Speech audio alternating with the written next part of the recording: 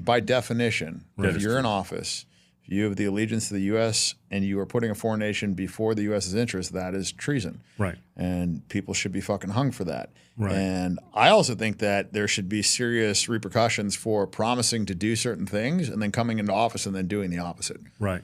I honestly don't even know where to start with this one, but you need to see what's happening in the America First movement right now. We're looking at a clip from the Hodgetwins Podcast where Dan Bilzerian basically announces his intent to tear the system to pieces in Congress. Bilzerian isn't just talking about small government. He's calling for the total dismantling of the IRS, the Federal Reserve, and the ATF, while suggesting that current politicians should be hung for treason for putting the interests of Israel before America. It gets even more unhinged as they dive into a rabbit hole of conspiracy theories, everything from Donald Trump's alleged involvement in the Epstein files to wild claims about Princess Diana and even Anne Heche. Bilzerian is positioning himself as the leader of a lifted curtain generation, claiming the youth see through the lies of the past 80 years. This is a side of the political spectrum moving far beyond traditional MAGA into something much more radical. You're watching Floor Leader Insider, and we are not letting these narratives go unchallenged. Stick around, because I'll be giving you my completely raw, unfiltered thoughts on all of this at the end of the video. If you want the real breakdown on how our democracy is being reshaped, hit that subscribe button and join the community. Let's dive right into it. Hey, what's your first order of business if you elected to Congress? I've got a lot. The first thing I want to do is pass some laws where committing treason is actually punished. So if you put a foreign nation before America, that should be treason. I mean, by definition, if you're in office, if you have the allegiance to the U.S. and you are putting a foreign nation before the U.S.'s interest, that is treason. Right. And people should be fucking hung for that. Right. And I also think that there should be serious repercussions for promising to do certain things and then coming into office and then doing the opposite. Right. You know, and I don't think there's any accountability right now. I think there's a lot of problems. I mean, I would want to completely dismantle the IRS. I want to dismantle the Federal Reserve. I think the ATF is a completely worthless agency. Like, our government is just too big, and we're wasting a ton of money. It's not efficient in any way, shape, or form, and it's not functioning for the people. It's not functioning for the benefit of the people.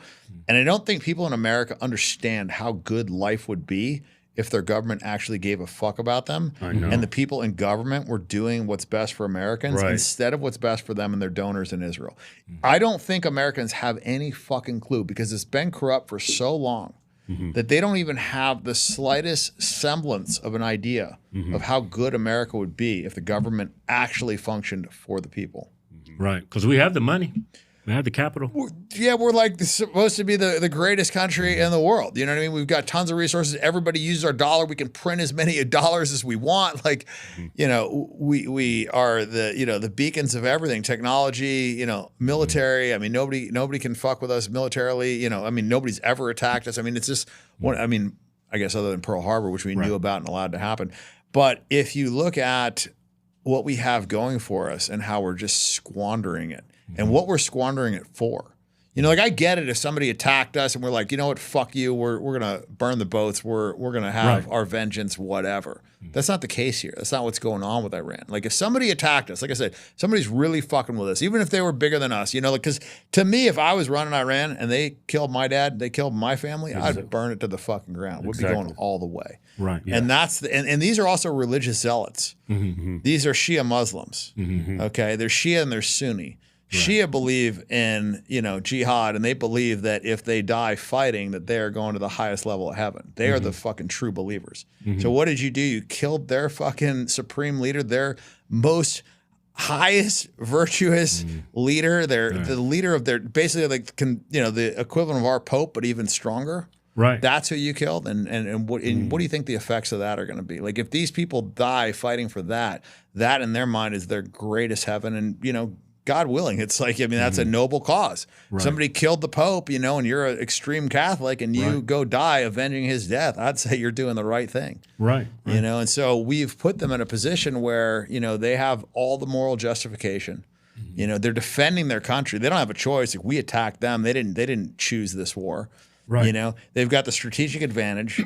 they're making drones at, you know, $20,000, $30,000 a drone. We're paying in millions of dollars for missiles to shoot them down. Yeah.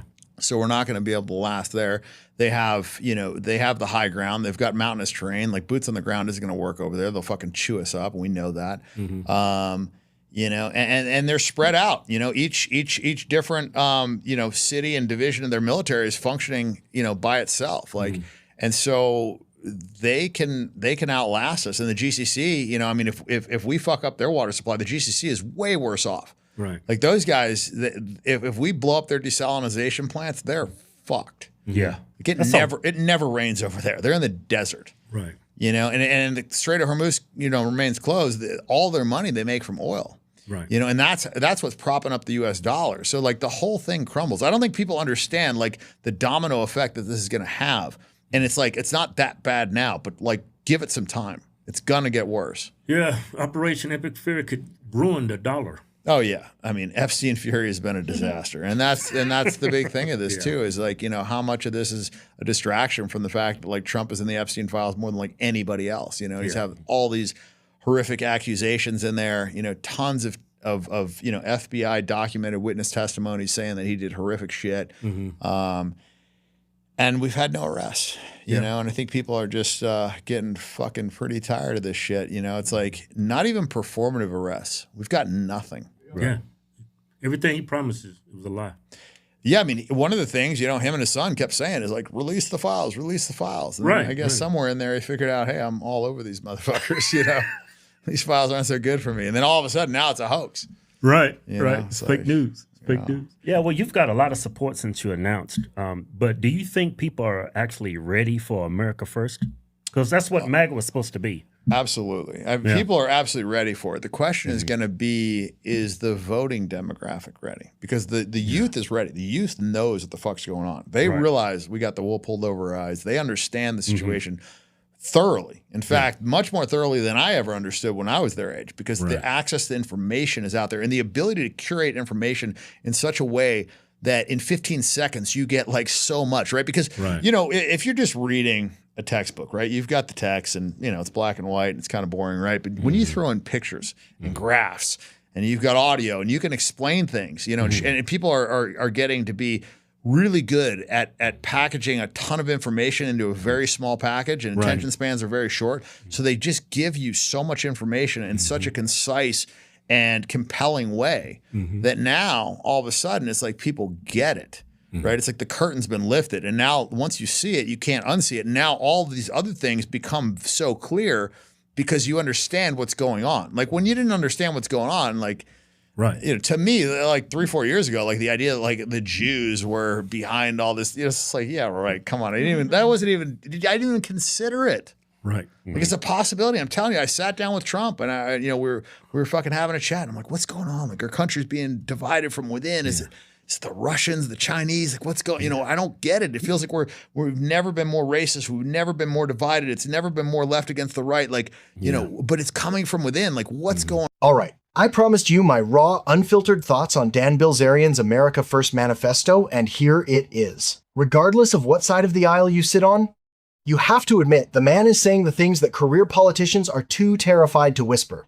While the media wants to focus on his lifestyle, if you actually listen to what he's saying about the state of this country, he is hitting on the exact pain points that are keeping Americans up at night. He's not playing the partisan game. He's calling out the entire deck. And honestly, it's about time someone did. First off, let's talk about accountability. Bilzerian's point about treason is a massive wake-up call. Why is it considered radical to suggest that an American representative should be held legally responsible for putting a foreign nation's interests, whether it's Israel, Ukraine, or anyone else above the people who pay their salary? We have been conditioned to accept that our politicians can lie to us, break their promises, and funnel our tax dollars into foreign wars while our own infrastructure crumbles. Bilzerian is just saying out loud what we're all thinking. If you represent America, your only allegiance should be to Americans. Period. And when he talks about dismantling the IRS, the Federal Reserve, and the ATF, that's not just anti-government talk, that's pro-citizen talk. He's highlighting a system that has become a bloated, inefficient machine that exists to protect donors and keep the average person under a mountain of debt and regulation. He's right, we have the resources, we have the technology, and we have the capital. The only thing standing in the way of a golden age for the American people is a government that has forgotten who it's supposed to serve. The most refreshing part of this is that he's even willing to turn the lens on Donald Trump. By calling out the Epstein files and the lack of transparency, Bilzerian proves he's not just another MAGA mouthpiece. He's holding the leaders of his own movement to the same fire. He's demanding the truth no matter how ugly it is or who it exposes. That isn't being radical, that's being an American. He's right about the youth, too. They are tired of being fed the same Fox News versus CNN script. They are looking for the lifted curtain, and they want leaders who aren't afraid to wreck the status quo to save the country. Ultimately, Bilzerian's narrative is a challenge to the establishment. Stop treating our resources like a global piggy bank. Whether you agree with his delivery or not, his America First logic is grounded in a desire to see this country actually function for its people again. If we don't start prioritizing our own borders, our own economy, and our own children over foreign lobbyists and military-industrial complex test runs, we won't have a country left to argue about. I really appreciate you guys sticking around for these raw thoughts. It's a lot to process, but we can't be afraid to look at the truth even when it's uncomfortable. Thanks for watching Floor Leader Insider. Stay vigilant, and I'll catch you in the next video.